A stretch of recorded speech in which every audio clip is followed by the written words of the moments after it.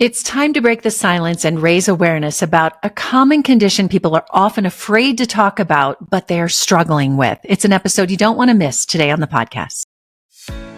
I'm Natalie Tysdal, a journalist who decided enough is enough. I left a career that looked glamorous to do what I was scared of doing, going out on my own. I'm a married working mom of 3. On this podcast, we're going to talk about issues that really matter. Why am I not sleeping? What's up with that diet everyone's talking about? Are my kids falling behind? How do I leave that job and start over? Welcome to the Natalie Tysdal podcast. I'm so glad you're here.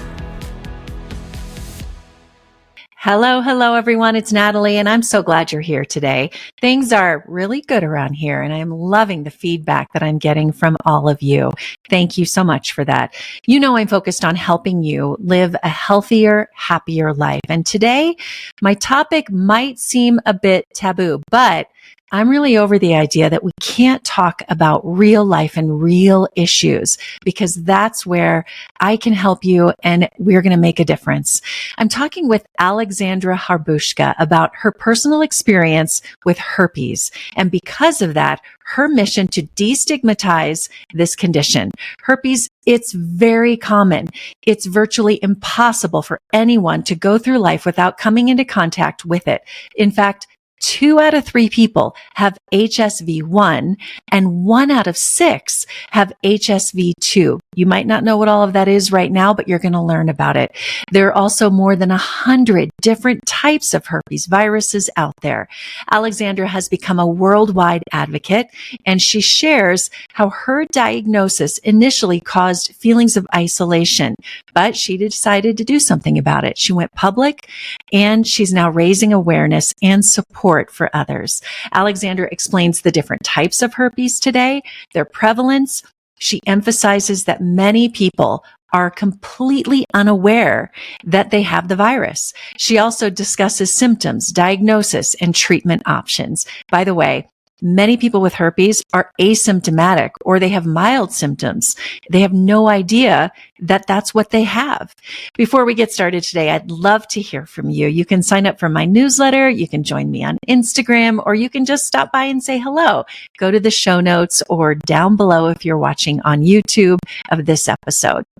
I am grateful for all of you. So thanks again for being here. Let's get started today with Alexandra. Alexandra, thank you for joining me. This is a topic I have not covered in my years, really, of doing health news, and probably because it's that taboo, like don't talk about it, pretend it doesn't exist, but yet it's very real. And I want people to take the stigma away and learn today. So tell us what you're doing.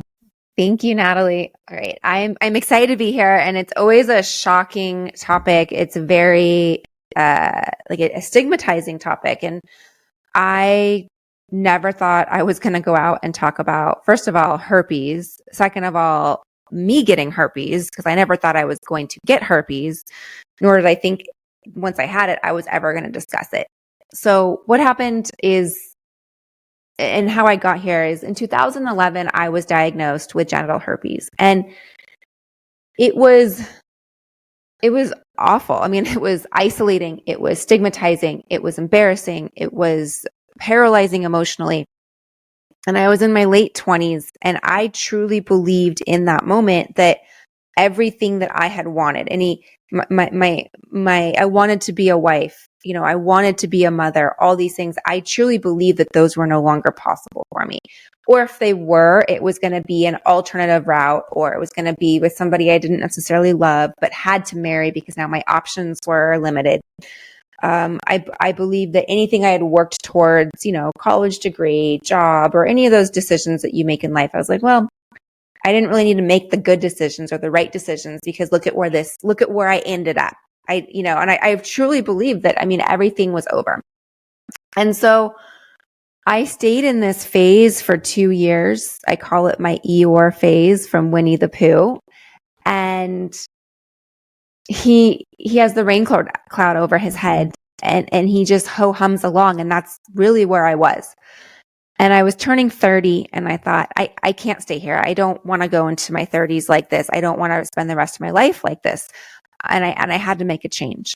And so fast forward to 2017, when I went public about my diagnosis, being diagnosed with genital herpes, and it was equally scary. But I did it because, first of all, there was nothing out there. Nobody was talking about it. And I knew that there were other people just like me. There were other people that either never thought they would get it or got it. People that have had it for decades that maybe have been held back in their life, that didn't go out and pursue things because they were diagnosed with herpes. And so I decided to open up about it. Back. So I can only imagine how scary that was, especially with the limited, I mean, we had the internet, of course, but it's like, it's just not something people were talking about. Even today, it's still that stigma. So let's paint the bigger picture for me of the number of people diagnosed and what herpes is and the many different forms as well. And that's the thing is herpes is so common and we don't even know that much about it because it's not ever discussed via sexual health. It's not really discussed with a doctor. And so we end up getting it and don't even know we have it or understand exactly how it's transmitted. So herpes is extremely common. There's many different herpes viruses, hundreds of herpes viruses. The one that we're specifically talking about is HSV1 or HSV2. But another common herpes virus is the chickenpox. And that's something that after, before a certain generation, before the chickenpox vaccine, we've all had it. So the herpes virus, again, it likes to make its way around. But talking specifically here, HSV1 is most commonly associated with oral herpes, and 2 out of 3 people have that. So again, 2 out of 3 people. Wow. 2 out of 3 people. So if you just take yourself and take your family, whether, take your mom and dad and you, or mom, dad, you and a sibling, there's people statistically in your family that have it. Then we can get to HSV2, which is most commonly associated with genital herpes. It's not as common, but still very common. It's 1 out of 6 people.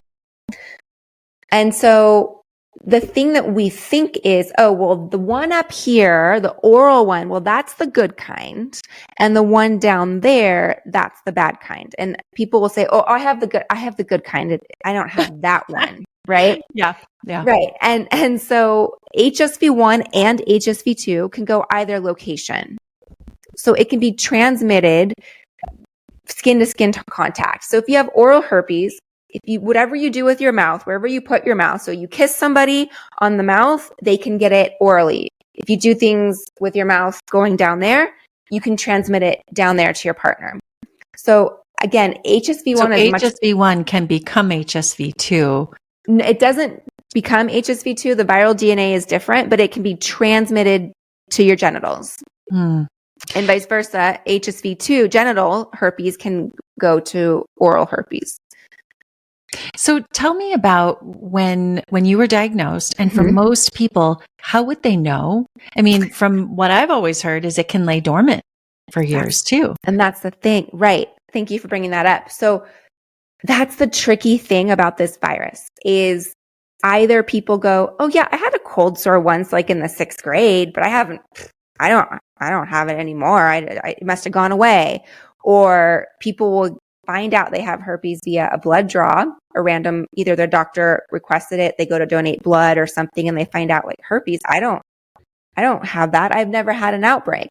And the thing is you can pick this up, you can come in contact with it, and it can be dormant your entire life, or it can be weeks, months, years, decades.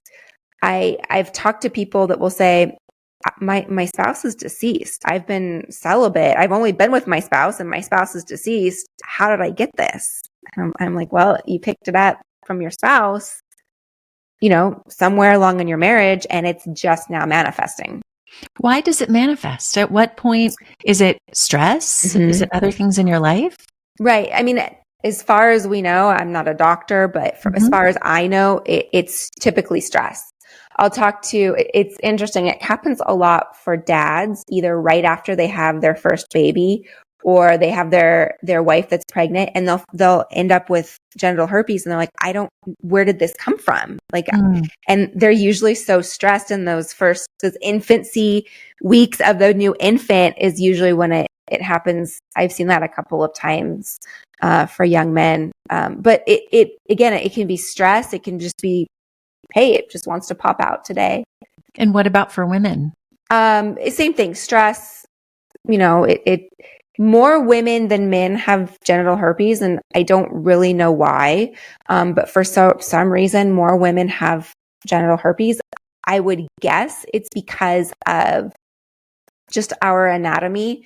We're a little bit more exposed, and also we tend to wax, shave, whatever, and the hair there is a natural barrier, so it actually is a protectant, and men don't tend to do that. So that may be why women have more genital herpes.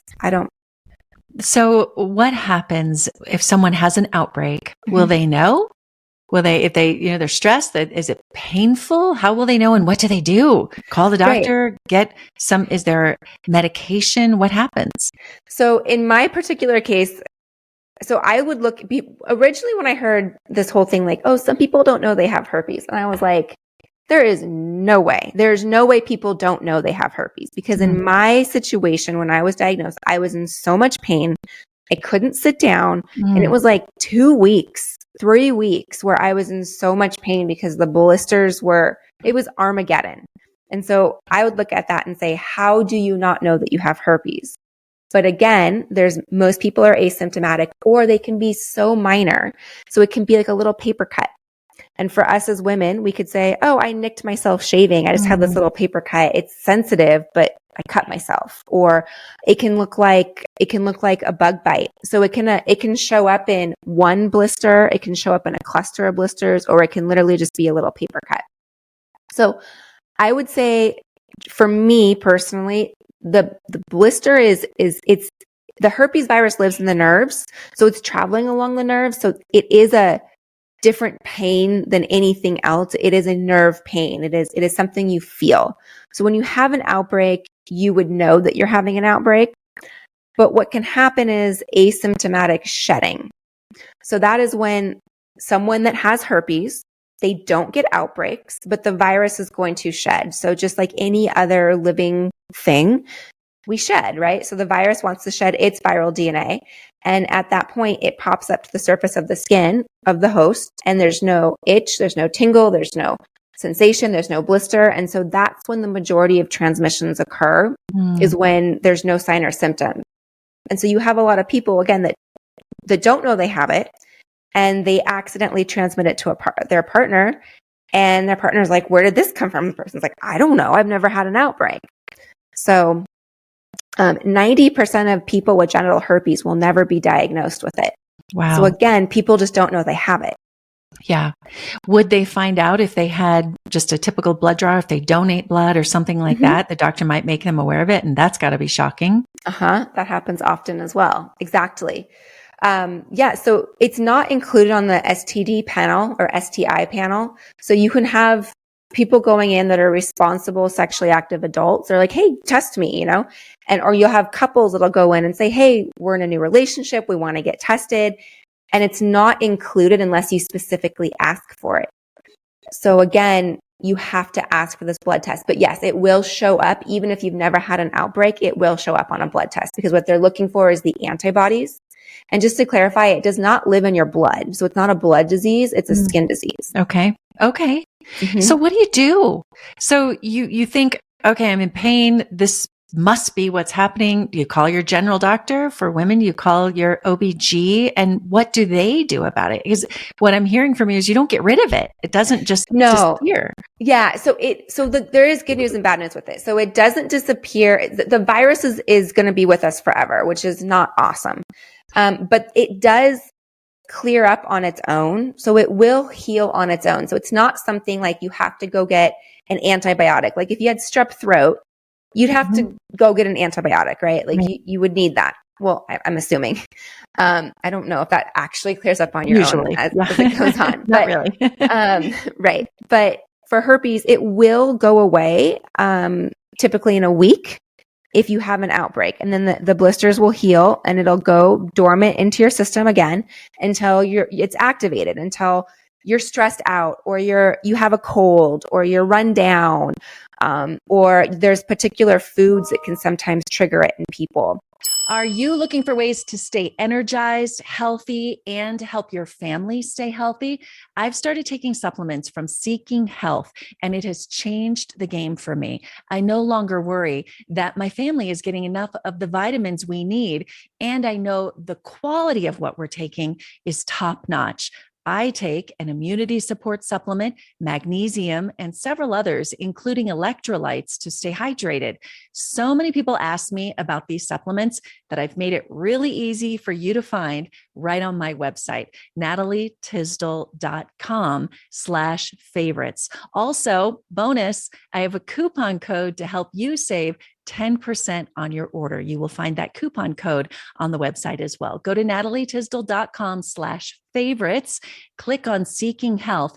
I may earn a small commission if you purchase there, but that's just to help my small business grow, the website and the podcast, to keep this news and good interviews coming your way. Again, natalietysdal.com/favorites and click on Seeking Health. So there are some things that can trigger it. But what I would say you should do is, if you have any thought like, oh my gosh, something is not right, I don't know what's going on, it's not right down there, I don't feel okay, go get it checked out. Either there's a lot of telehealth companies right now that can diagnose you over Zoom or whatever. You can go to your local Minute Clinic, at the Walgreens or CVS or whatever, or go to your primary, go get that checked out. Don't overlook dermatologists. Don't overlook dentists. If you think you have something on your mouth, we forget about dentists. They can also diagnose you as well. So I would say find out, see what it is. And there are treatment options. You can just let it run its course. You'll be in pain. Just like chickenpox, right? Like it eventually just goes away. You let it run its course. Or you can take an antiviral if that's something you wish. It has to be prescribed from your doctor. And you can take an antiviral, and that does speed up the recovery as well. And it speeds it up if you get it into your system soon. Or you can also take that daily if you want to use it as a prophylactic. So if you have multiple outbreaks, that's a way to ward them off. Exactly. If you choose. There's also some other natural things like supplements you can use.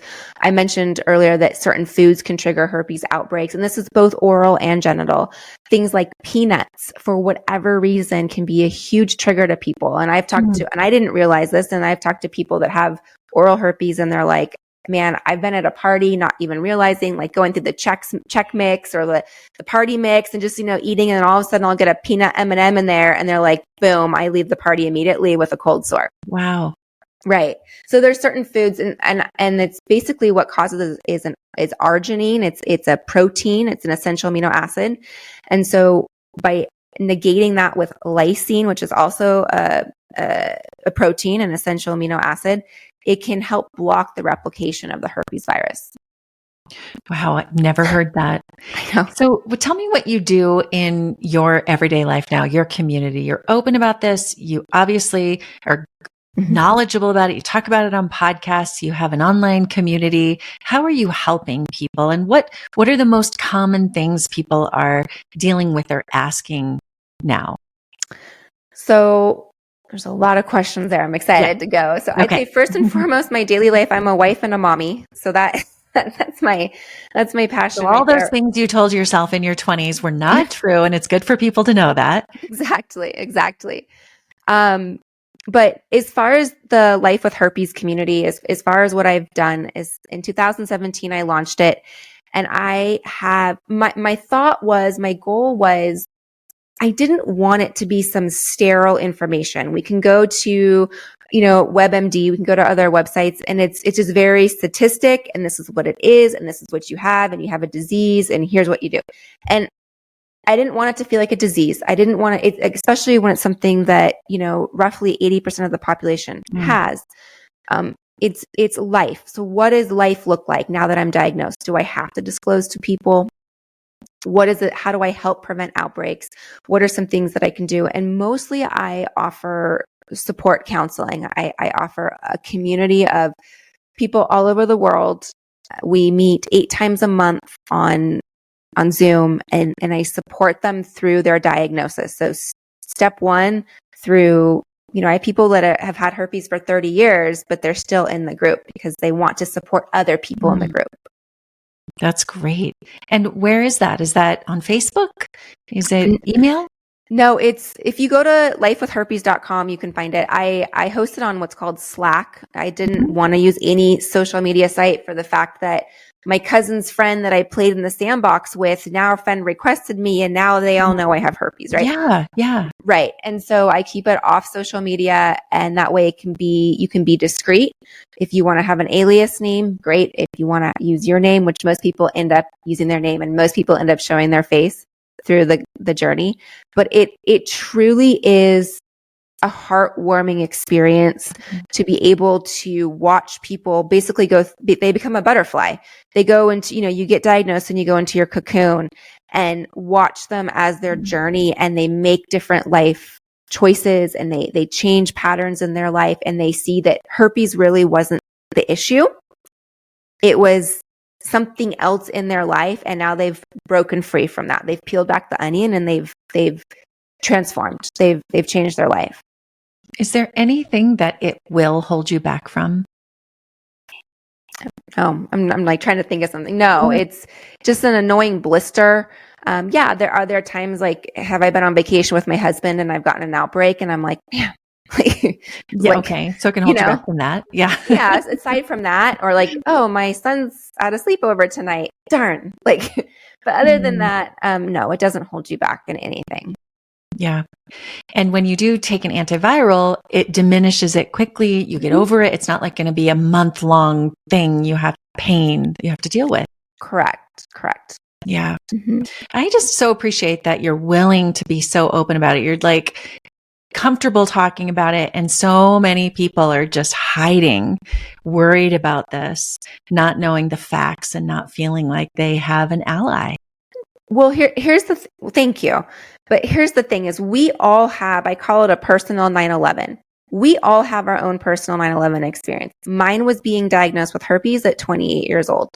And that was a wake-up call to me to change certain characteristics about who I was, and going forward. And we all have that happen in our life. And so it's a matter of looking at it as, this happened for me instead of to me. I sat there for many years and was like, why did this happen to me? Why wasn't it her? I wasn't sleeping around. I was in a monogamous relationship. How did this happen? Right. And so it's very easy to point, or you could say, why was I the one diagnosed with cancer? Or why did I get in that car accident? Or why did that drunk driver hit me? Or whatever. And opposed to, okay, I'm a person of faith, and I believe that God was telling me messages along the way, and I wasn't listening. And this was my, Alexandra, you need to figure it out, because this is not the path that you're here to be on, and you have a different path. And so that's really what I talk about. And so for anybody, may not be herpes for you, but you could have something else, and just use that opportunity to break through your own personal glass ceiling, because there is something that you have in your life that's holding you back. And there's no reason for that. And there is a reason, and you're supposed to figure it out and break through it. Yeah. And it took you 2 years to have that kind of awakening that this is my 9/11 moment, or God speaking to me and saying, I need you to change the course of your life. And this is what I'm actually preparing for you. Right. Sometimes you're in a relationship. This is not the right one. Why are you staying in it? All those little things, those little messages you hear, or whatever. Why are you still, anyways?